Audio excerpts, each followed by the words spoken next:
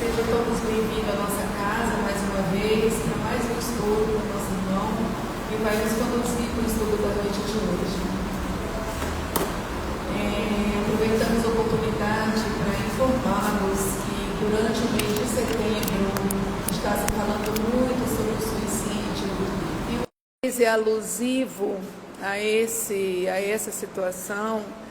Nós estamos à disposição todos os dias aqui na casa, com trabalhadores disponíveis para o atendimento fraterno, para ouvir, conversar, aplicar um passe.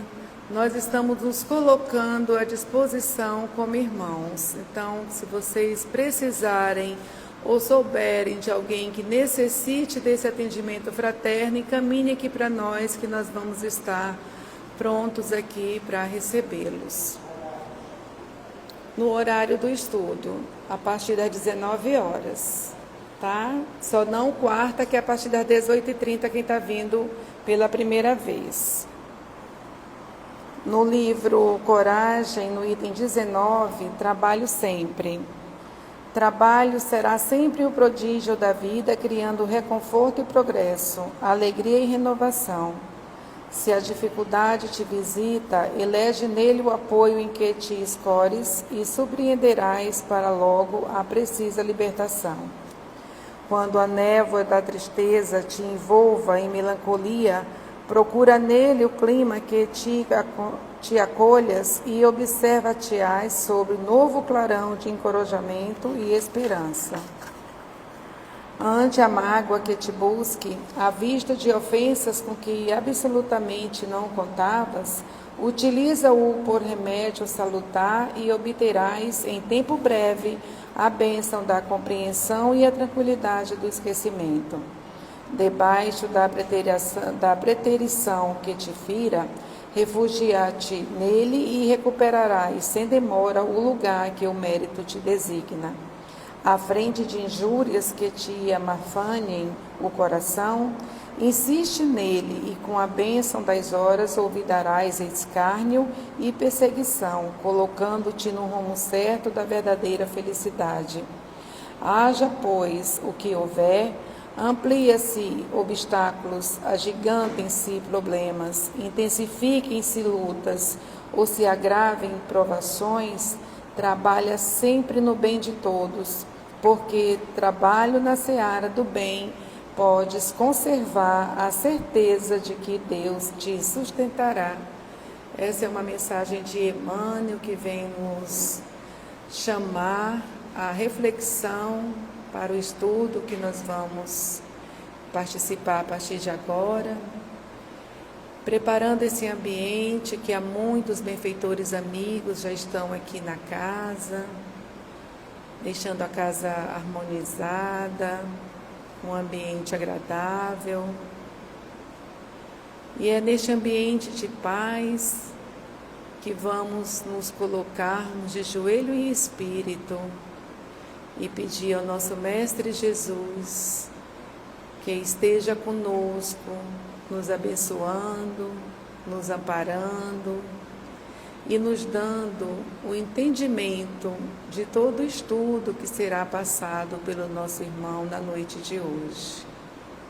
E assim, mestre amigo, é na certeza da tua companhia na vida de cada um de nós, te agradecemos pela oportunidade do estudo e de estarmos aqui.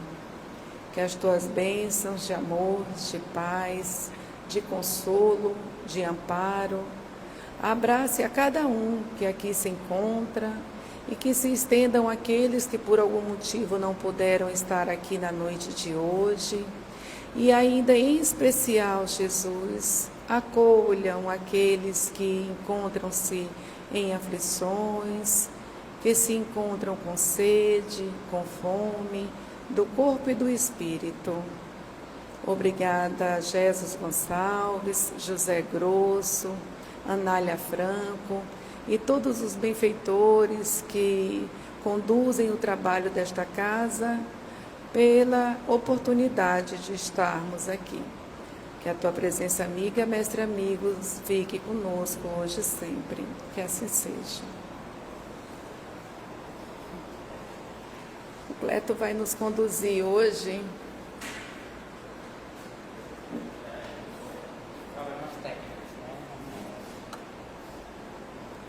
Pronto. Vendilhões expulsos do templo, mediunidade gratuita, no Evangelho segundo o Espiritismo, no capítulo 26, do item 5 a 10. Bom estudo.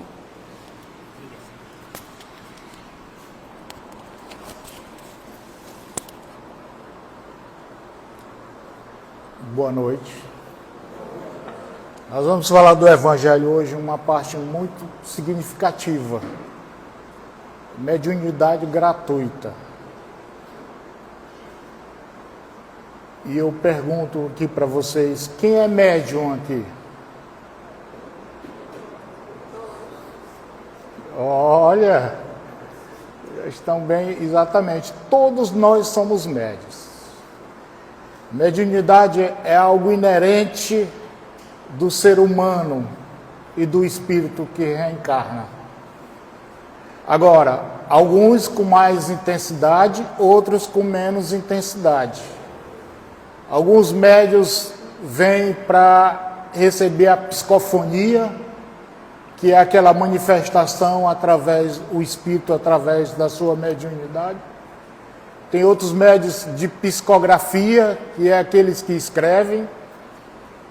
E é muito comum nós encontrarmos também médium de cura.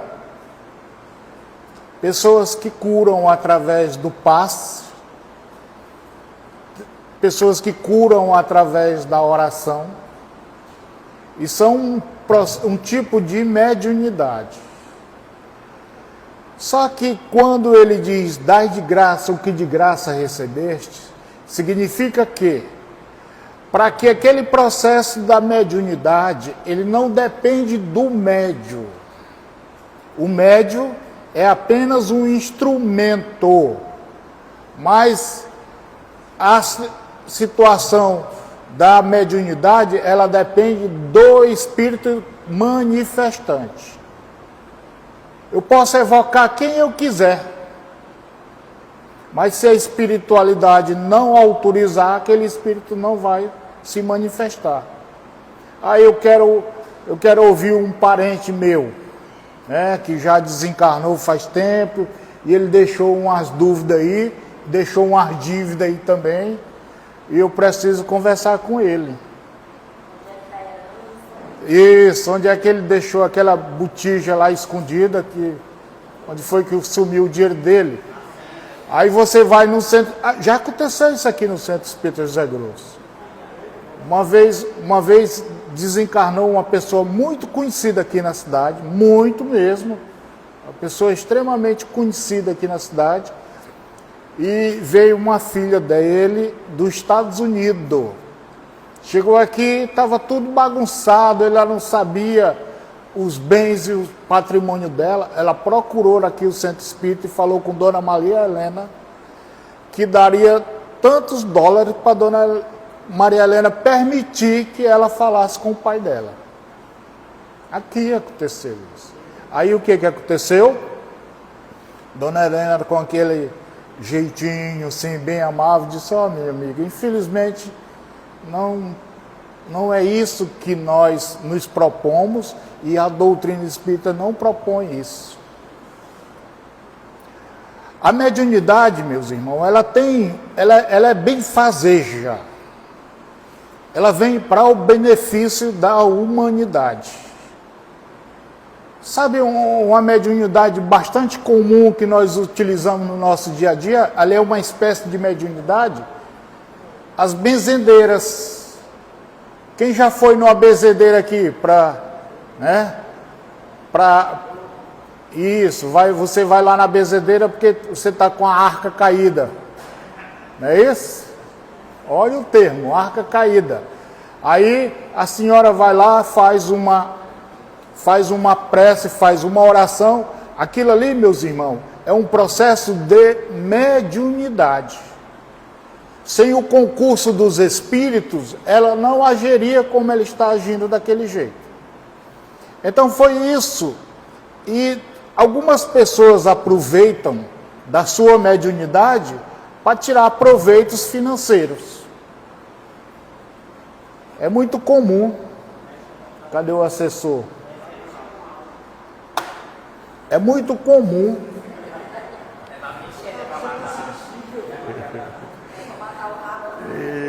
Isso.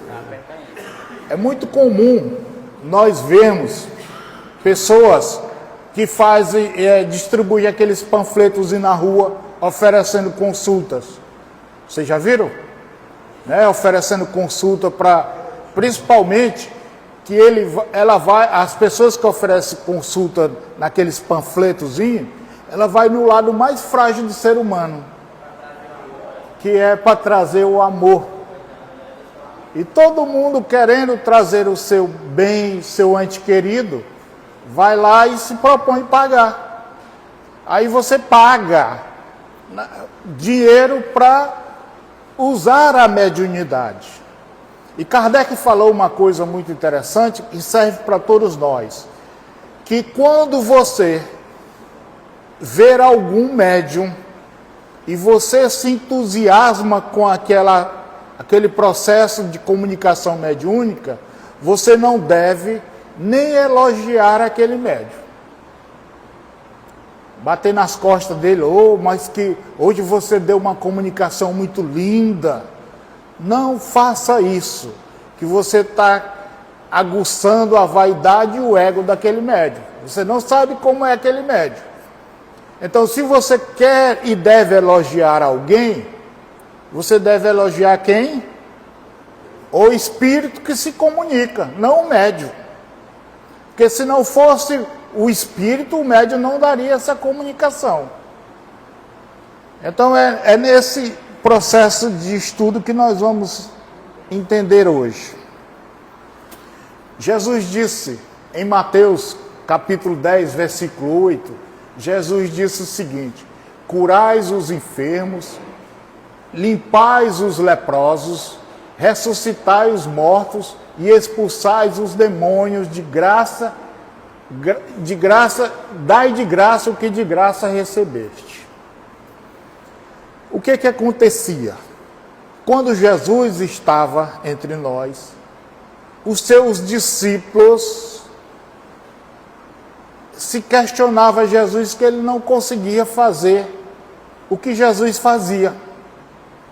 Jesus curava, Jesus impunha a sua mão e muitas vezes, naquele magnetismo, o indivíduo se curava. Como nós vemos na passagem da história de Jesus, que até mortos, Jesus ressuscitou.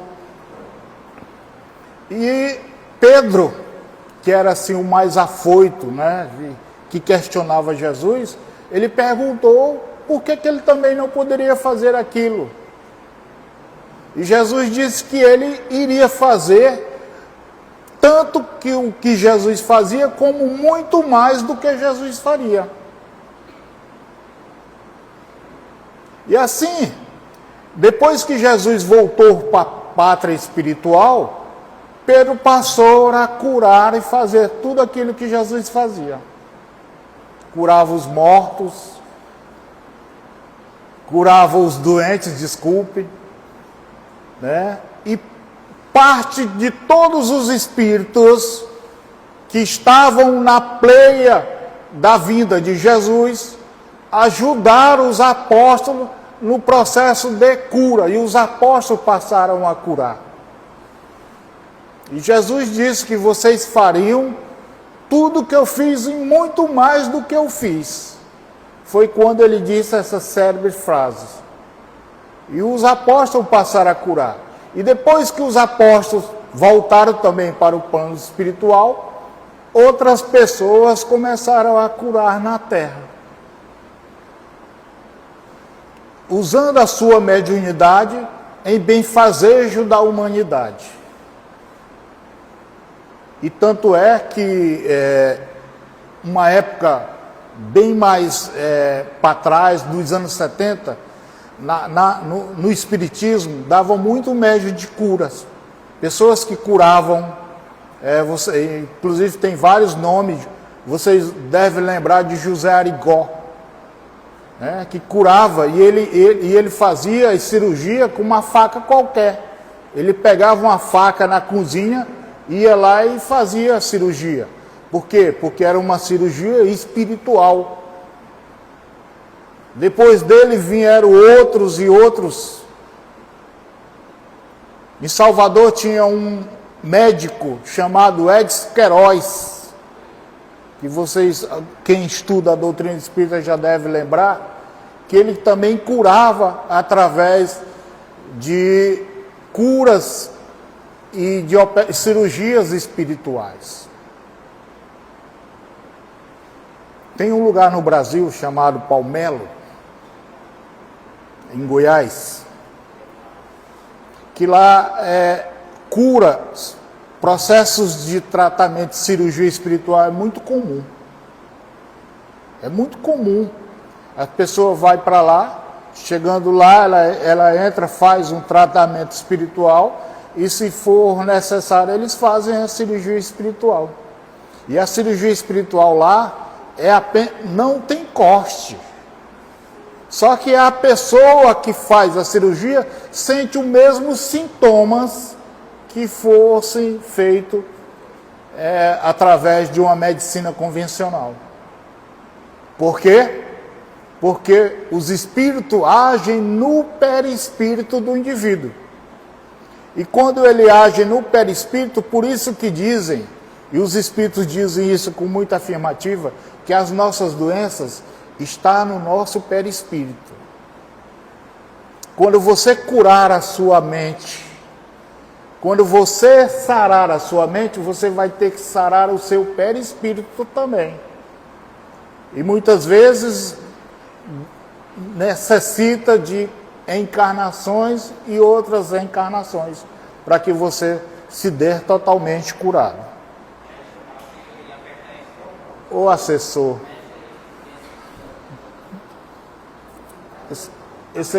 Esse aqui é meu Aspone.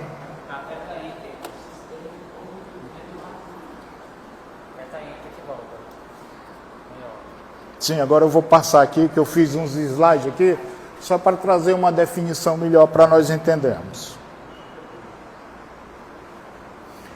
Jesus disse: dai de graça o que de graça recebeste, recomendando desta forma aos discípulos que não aceitassem pagamentos pelas dispensas dos bens, cuja obtenção nada lhe houver custado. O que mediunidade custa para alguém? O que mediunidade? Então por que eu tenho que cobrar para atender alguém? Vocês já viram uma situação, já falei isso aqui em vezes passadas, que dentro do espiritismo não se cobra absolutamente nada. Nada, absolutamente nada. Quem já foi induzido aqui a alguma coisa?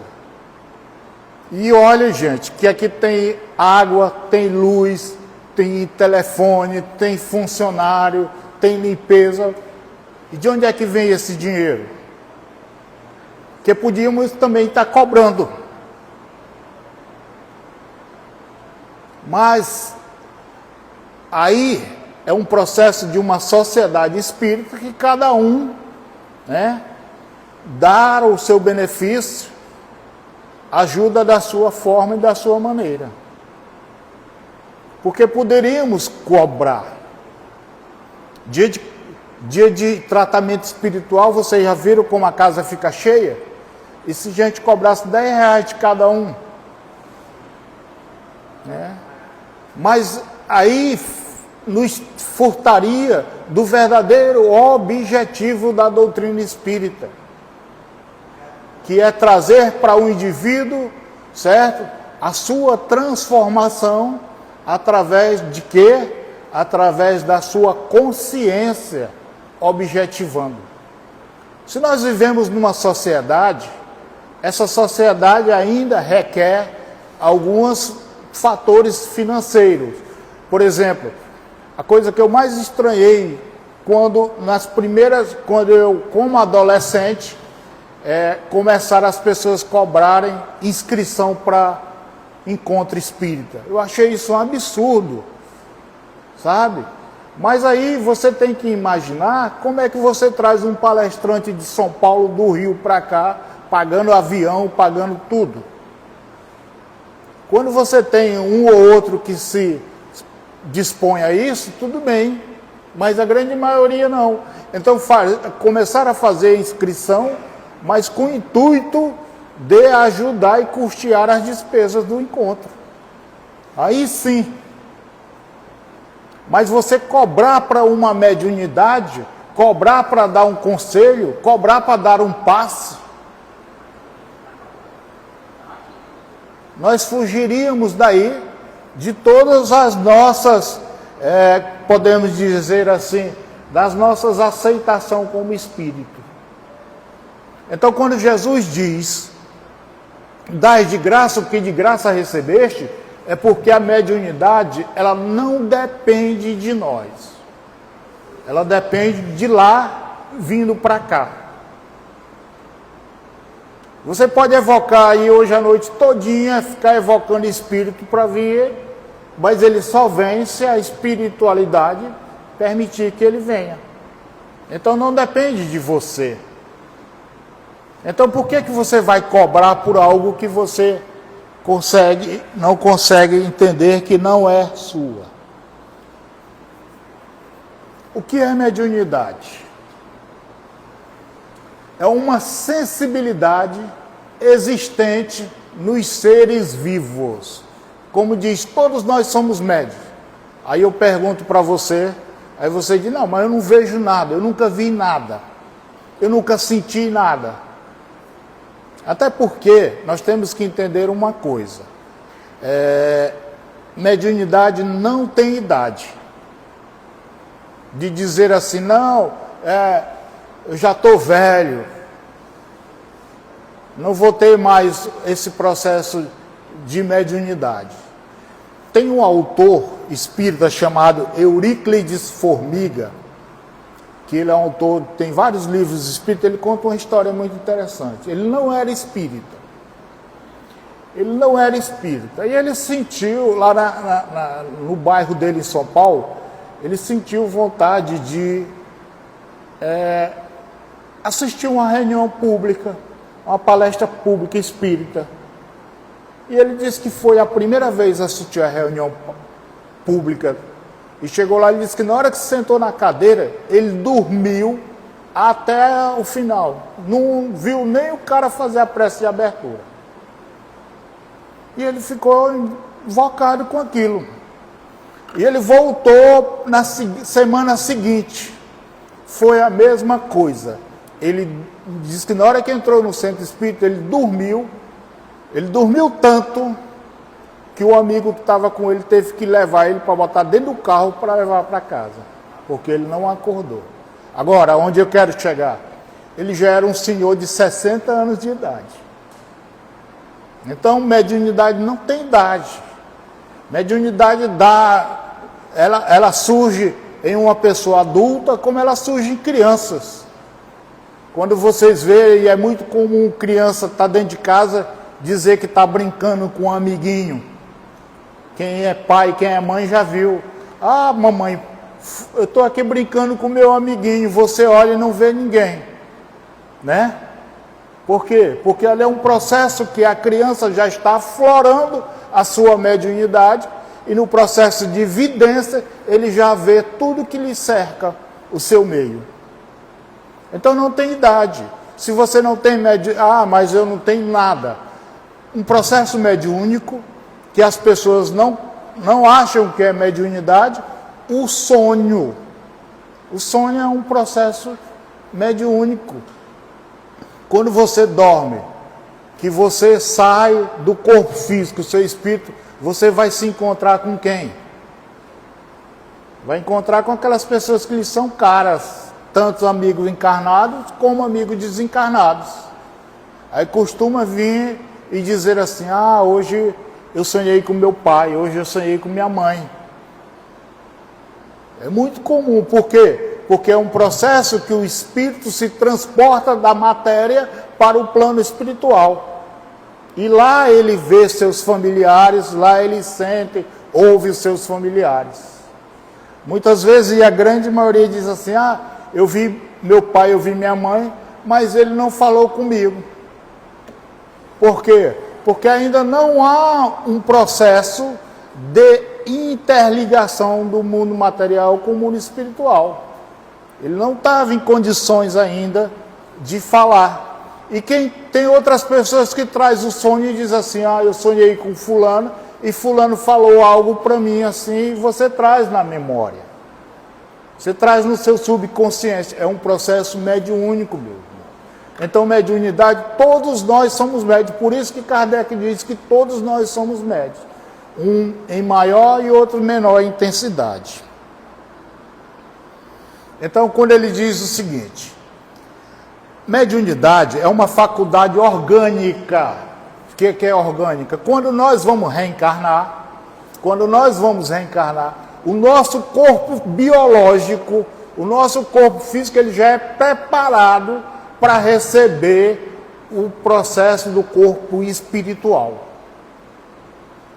Então é um processo natural. Se você entender que quando você diz assim, você é médium, aí você diz, não, eu não sou médium, porque eu não vejo, não ouço. Ô, Mike.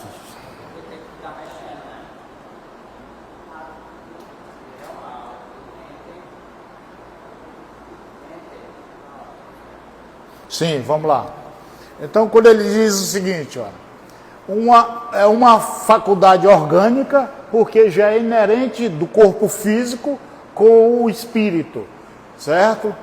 Isso é semelhante de qualquer outra aptidão com memória, a inteligência, a razão. Por quê? Porque nós somos seres que não somos apenas de corpo físico, nós não somos apenas de carne. Nós somos seres biológicos, nós somos seres espirituais, e além desse corpo físico, os espíritos não foram só o espiritismo. Os espíritos descobriram que nós temos outros corpos. Vocês já tinham visto falar em perispírito? Ou só só no espiritismo? Pois milenários os homens já sabiam que nós tínhamos um outro corpo físico. Só que eles não chamavam de perispírito. Perispírito foi uma criação de Allan Kardec, é um termo criado por Allan Kardec. Então, nesse processo que nós estamos aprendendo, nesse processo que nós estamos conscientizando, o corpo físico é apenas um detalhe. Tudo que nós aprendemos aqui fica armazenado aonde? Do nosso perispírito, meus irmãos. Outra coisa ali, mediunidade independe das condições morais do indivíduo. Eu sou um médium. Aí você vai se consultar com um médium. Chega lá para se consultar com aquele médium, você vê que aquele médium não tem nenhum ato ilibado na sua vida. Porque não depende, mediunidade não depende da moral do médium. Agora, uma coisa depende, o que é? As manifestações dos espíritos através daquele médium. Quem vem? Aquela frase que diz, me diz com quem tu andas, que eu direi quem tu és. Ela cabe perfeitamente aí para os médios. Porque se eu sou um médium que eu cobro, se eu sou um médium que eu engano, se eu sou um médium que ludibrio, qual os espíritos que vão estar cercados? Daqueles espíritos zombeteiros, dos espíritos brincalhões, dos espíritos charlatões. É aquilo que eu vou dizer.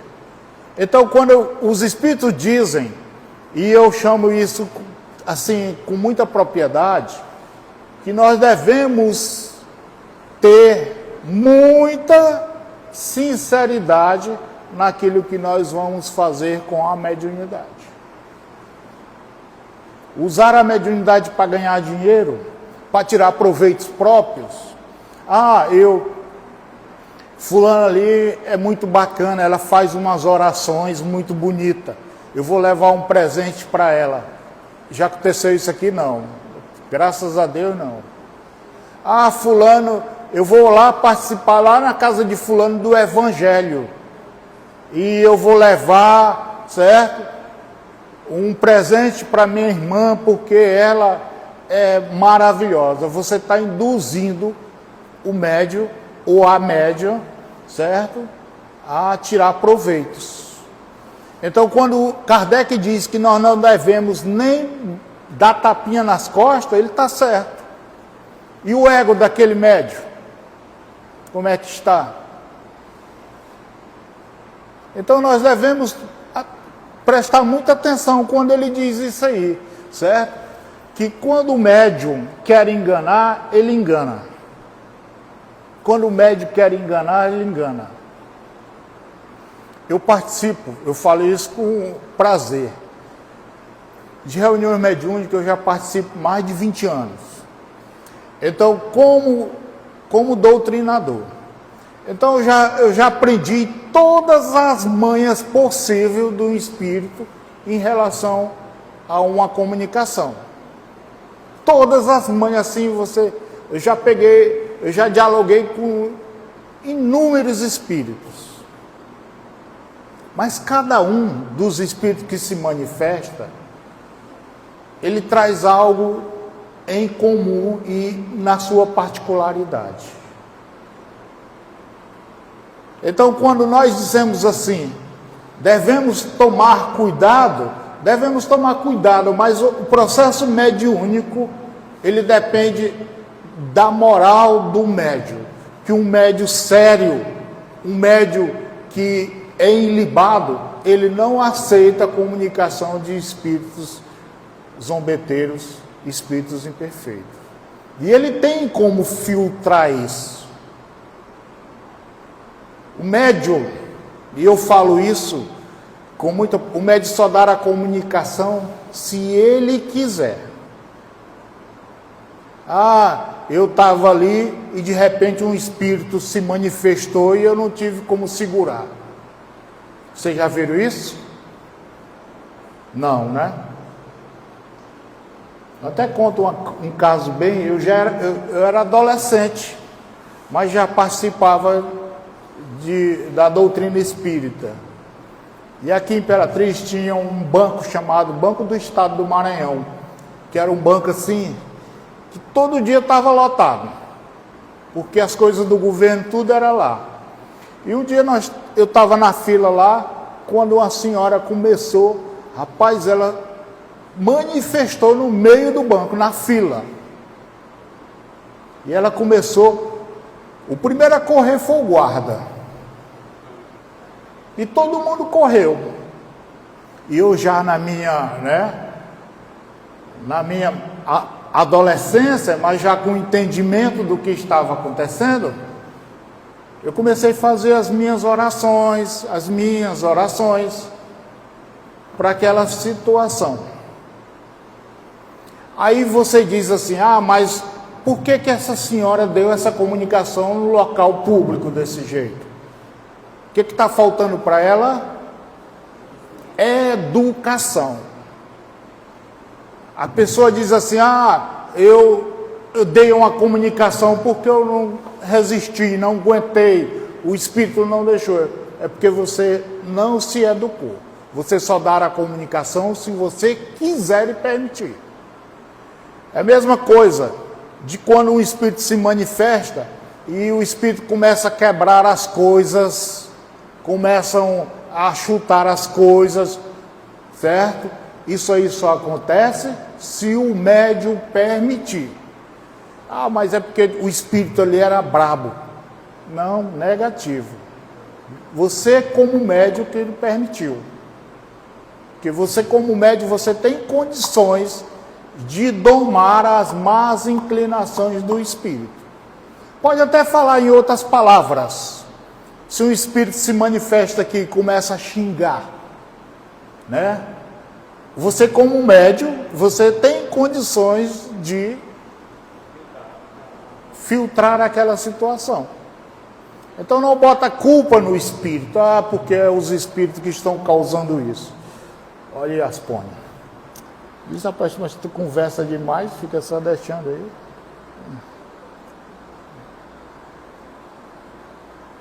Onde é?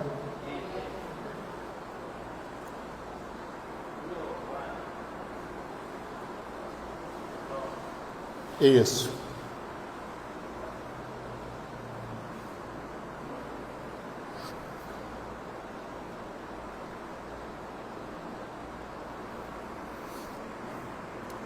Isso aqui foi uma pergunta de Kardec. Ele fez a seguinte pergunta: o fato de alguns médios cobrarem dinheiro para consultas espirituais e para operar cura, mesmo que seja pouco e digamos que seja para manter a casa espírita, é errado? Que eu falei para vocês. Imagine se nós cobrássemos aqui, de cada um. Não, olha, você vai ter que dar R$10 para participar de uma consulta, para participar de uma reunião, né? É errado? Kardec perguntou isso. O que o Espírito respondeu? Sim, é errado cobrar pelo exercício da mediunidade, sobretudo se seu objetivo for a cura de uma pessoa. Alguém chega desesperado aqui para se aliviar, para receber um passe, aí você diz, olha, um passe é R$50. Muitas vezes aquele indivíduo vai embora porque não tem o dinheiro. Você deixou de fazer o quê? De fazer o bem. Então você não pode cobrar por algo que você não tem. A mediunidade não é sua. Você é apenas, certo, um intermediário entre o mundo espiritual e o mundo material. Mas a sua mediunidade depende dos espíritos, não depende de você. Então, quando eles disseram isso para Kardec, e ele diz mais o seguinte, ó, Allan Kardec, o codificador da doutrina espírita, foi muito claro quando tratou desse tema. Segundo ele, os médiuns devem conceder ao exercício da faculdade mediúnica o seu tempo livre, seus momentos de lazer, sem pretender com isso obter nenhuma recompensa de ordem material. Não vamos trazer, eu vou levar um presentinho para fulana, porque fulana é maravilhosa.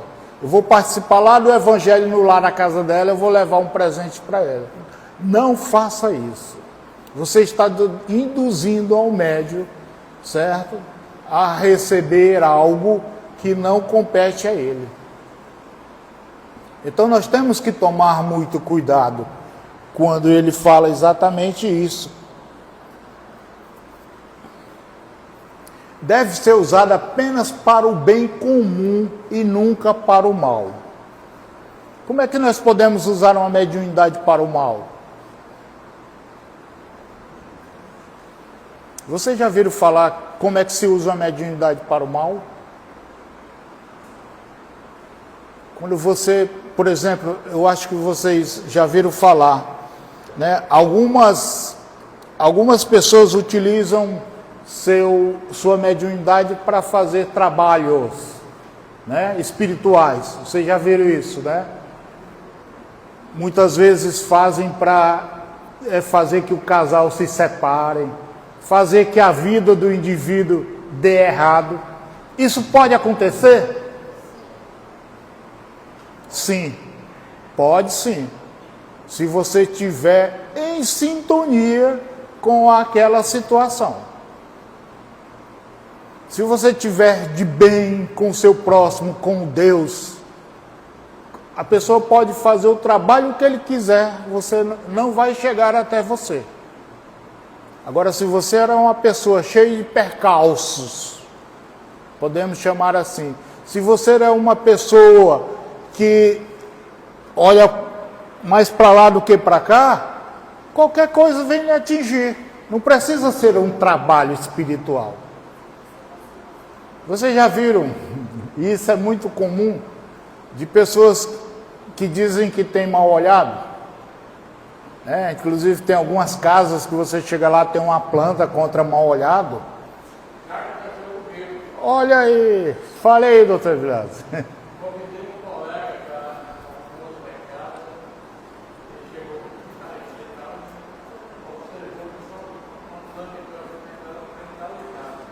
Isso.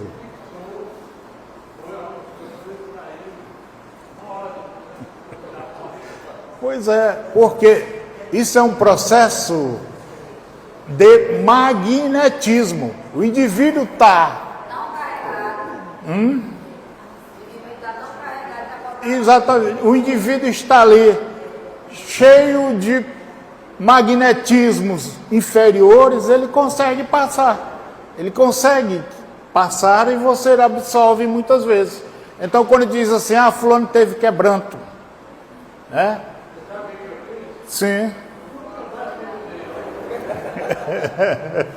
Nunca mais, está certo. Então, nós temos que estar, se alguém diz assim, fulano está fazendo um trabalho contra ti.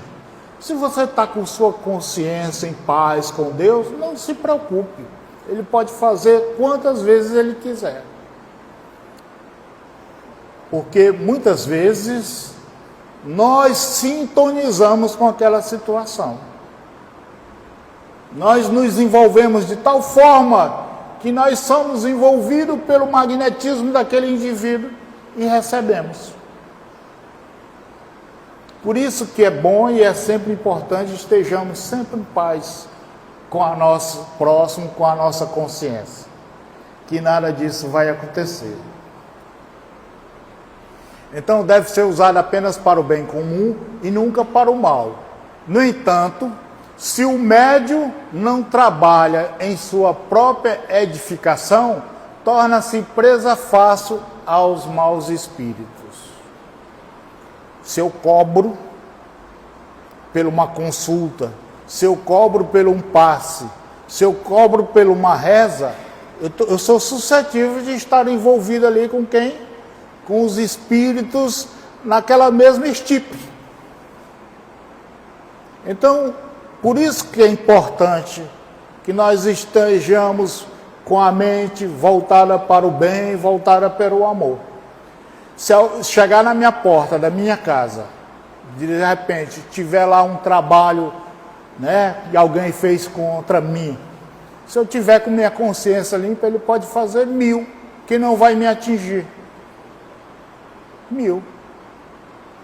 Agora, é preciso que nós realmente estejamos em paz com Deus, para que isso não aconteça. Orai e vigiai. Perfeitamente. Rapaz, você... Portanto, se o médium é de baixa moral, os espíritos inferiores se agrupam em torno dele e estão sempre prontos a tomar o lugar dos bons espíritos que a ele apelou. Entendeu? Voltando àquele velho adágio popular, me diz com quem tu anda que eu digo quem tu és. Você diz assim, e a doutrina espírita fala isso com muita propriedade,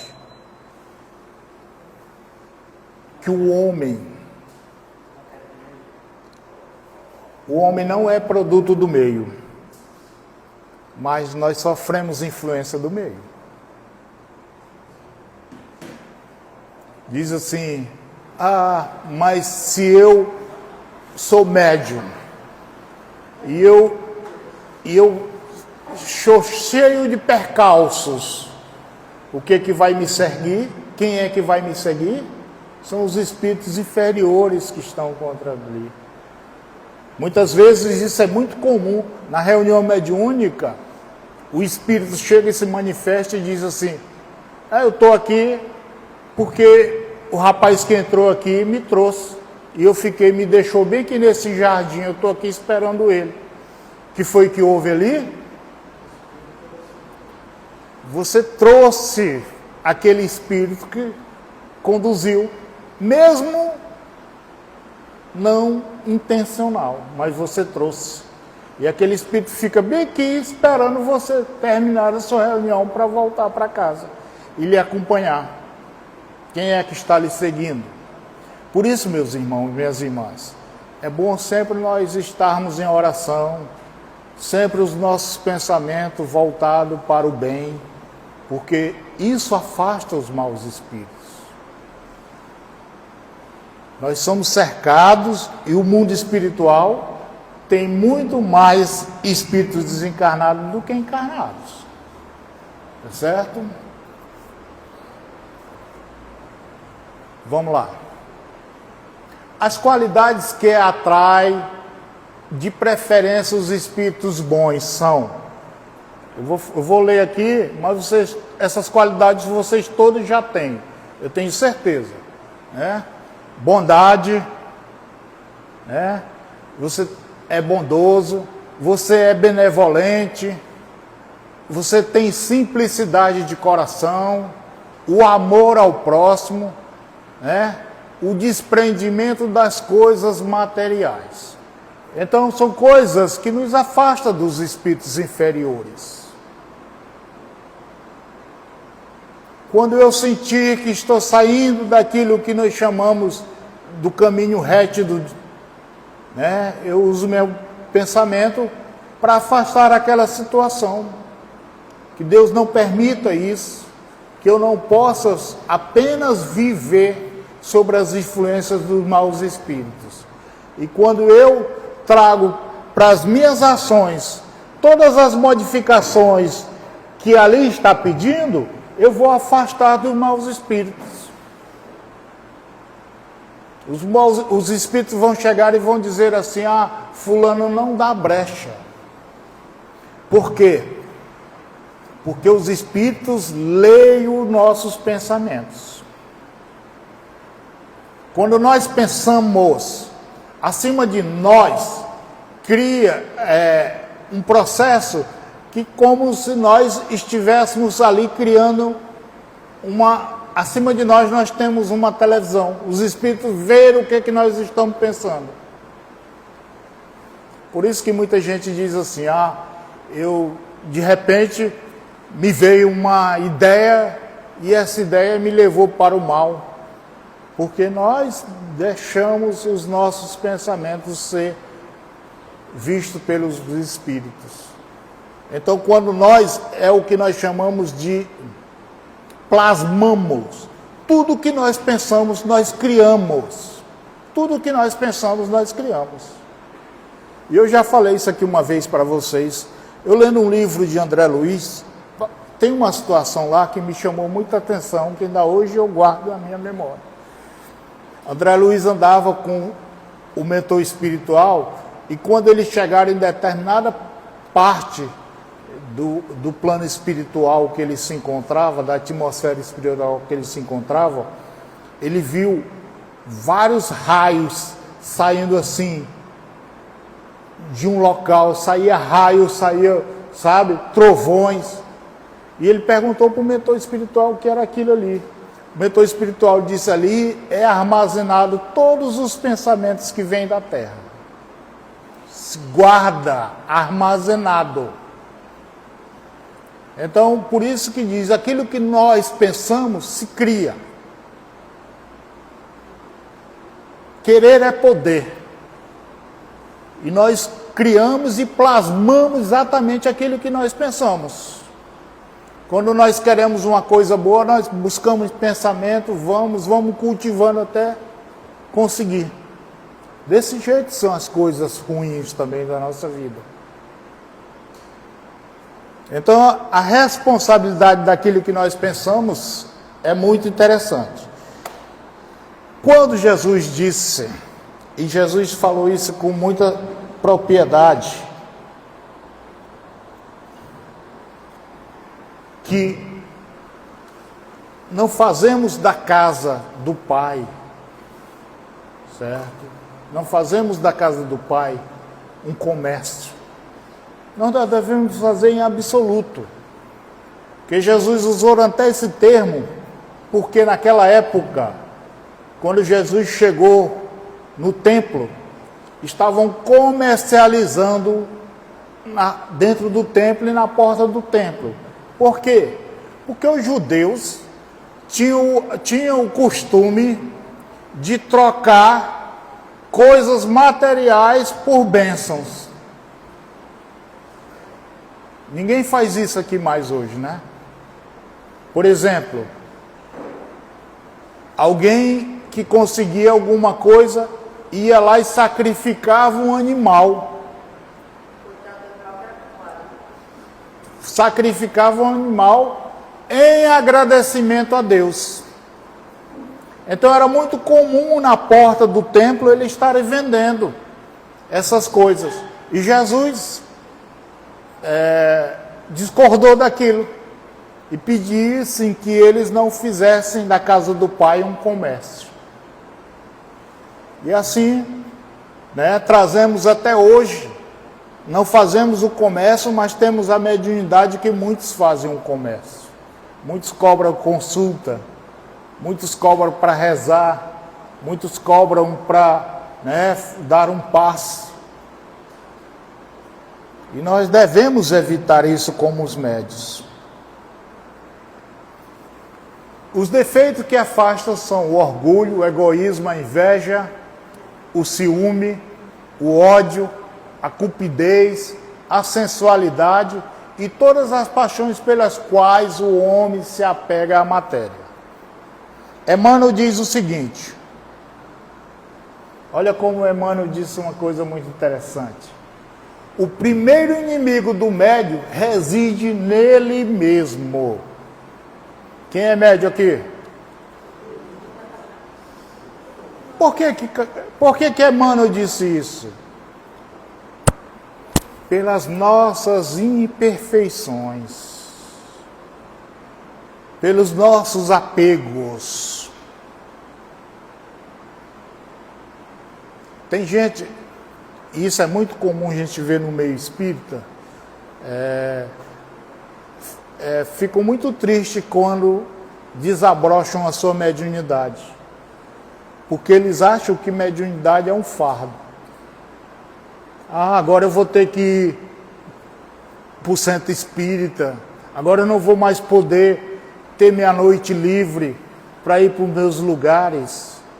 E não é verdade, mas como médium você tem que renunciar a muitas coisas. Renúncia material mesmo. Você tem que renunciar os prazeres materiais. Por quê?